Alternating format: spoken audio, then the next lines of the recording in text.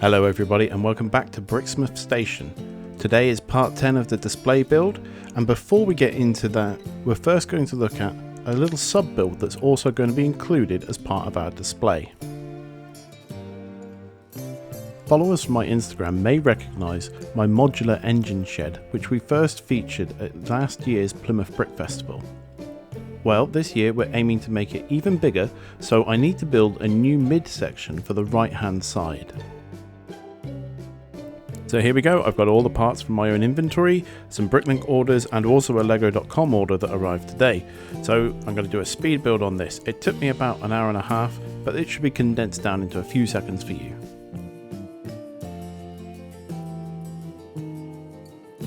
And there we have it, the final build all together and placed with the original section as well. When they're put together like this, I think you get a much better idea of the kind of scale that these large engine sheds would have had. For this build, we're eventually aiming to have a 2 base plate by 3 base plate sized shed, so it should be quite impressive once it's all put together.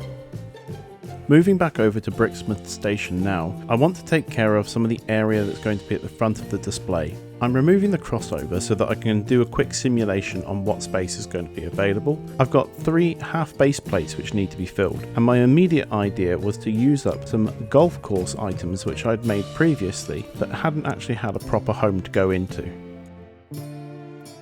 The entire idea for this sub build stemmed completely from the fact that my son had this Lego Movie 2 blind bag figure of Lord Business with a golfing outfit, and I just kind of felt compelled to do something with it. I don't know much about golf, but I'm pretty sure I've got all of the key features that I need, such as somewhere to tee off from, some bunkers and a fairway, oh and the flag for the hole at the end. That's probably pretty useful too.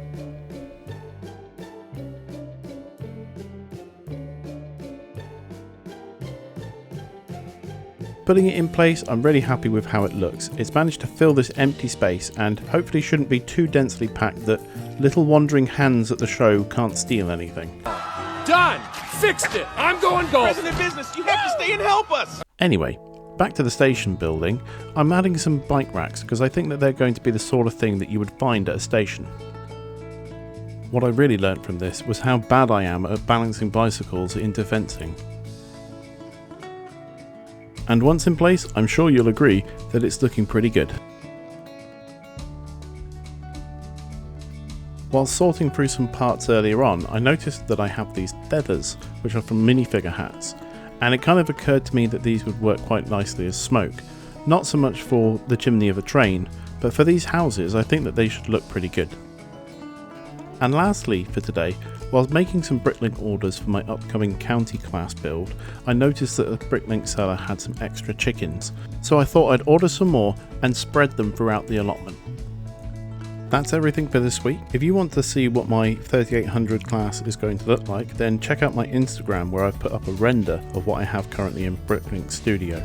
If you're enjoying this build series, then please consider subscribing, and if you've got any observations or suggestions, please leave them in the comments below. See you next time. Bye!